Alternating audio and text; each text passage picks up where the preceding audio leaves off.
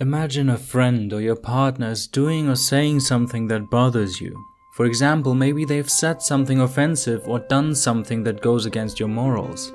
How can we encourage someone close to us, someone we value and appreciate, to change their behavior without it escalating or damaging the relationship? Depending on who criticizes us and how they do it, a critique can hurt our confidence or make us believe that the other person dislikes us or thinks negatively of us. Critique can be frustrating, it can be demotivating or even destructive. Of course, this is usually not our own intention when we criticize, so it is worth thinking about how we can improve our way of critique so that it reaches the receiver in a way that does not create more problems in the end, but so that they will actually consider our words and change their behavior. Because critique can be used to open someone's eyes, to help them improve and develop, and it can solve problems. So let's find out how to utilize critique to initiate a behavioral change in someone through which not only we who are feeling bothered might benefit, but also the person receiving the feedback. In professional life, critique is very regular and actually expected. Imagine being a musician, an athlete, or an actor. Your teacher and coach will assert critique on a regular basis for the purpose of evaluating your performance to help you improve. In that context, we accept that critique is part of the process. In personal life, we are less accepting of critique because often there is no clearly defined framework towards its purpose. And when we assert it ourselves, many of us lack the social skill to criticize effectively. Let us go through 5 tips that will fundamentally transform any critique into a meaningful way of improvement. The first and most important tip: think about what exactly is bothering you and try to assess whether the issue that is bothering you is maybe just your subjective impression and whether expressing it has any advantage towards the other person. That you are feeling annoyed or bothered does not mean that you have been annoyed or bothered. That you are feeling hurt does not mean that you have been hurt. Always start with yourself and see whether you have a personal sensitivity for certain things that have nothing to do with the other person. At night I have a really light sleep, and if there are other people nearby, I get bothered by even the most quiet sounds. This can really grind my gears, and I tend to want to quiet any sound nearby. But before criticizing people who are just going about their routines and not being extraordinarily loud, I need to ask myself, is this really their fault? Or is it my issue that I should work on and not theirs? What good would it do? Critique starts with a feeling of annoyance that something isn't right, but feelings take place within us. So we need to evaluate carefully whether the issue is one that may be triggered by someone else, but that actually has nothing to do with them. Or if they do have something to do with them, maybe other people react in a more relaxed way to this behavior. Into every interaction, we bring our own sensitivities, and it is valuable to reflect the possibility of questioning our own attitude before criticizing someone else. We must not make our own subjective opinions the benchmark to which every person around us needs to live up to. The second tip concerns the frequency of asserting critique. There have been studies that have examined that for every negative interaction in an interpersonal relationship, at least 5 positive interactions, gestures of affection, words, experiences have to follow in order for the other person to perceive the connection as balanced or positive again. Keep in mind this 5-to-1 measure when thinking about critique.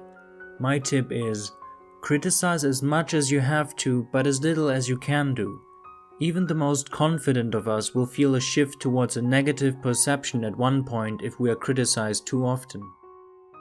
Tip number 3. Especially because critique is a sensitive topic, we should try as much as possible to not make it come across as an attack.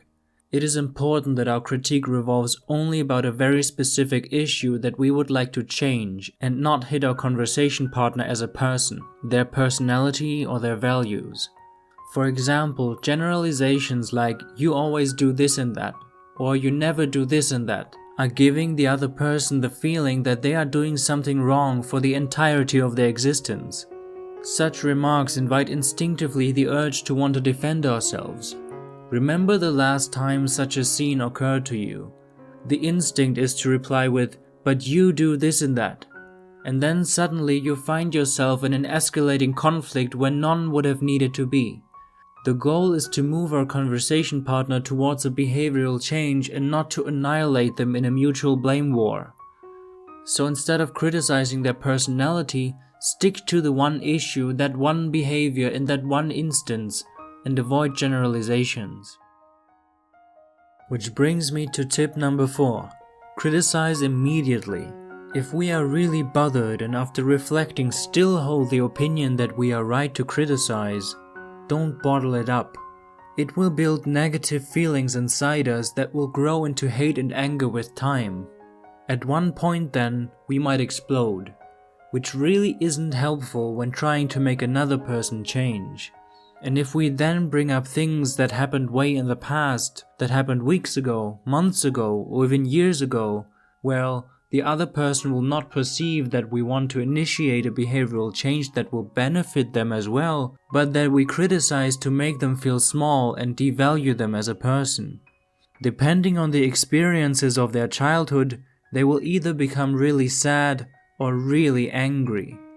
Even if we hit a spot that would even be correct to criticize, if it is done in this way, it will likely not be accepted, but will equally end up in an escalating conflict.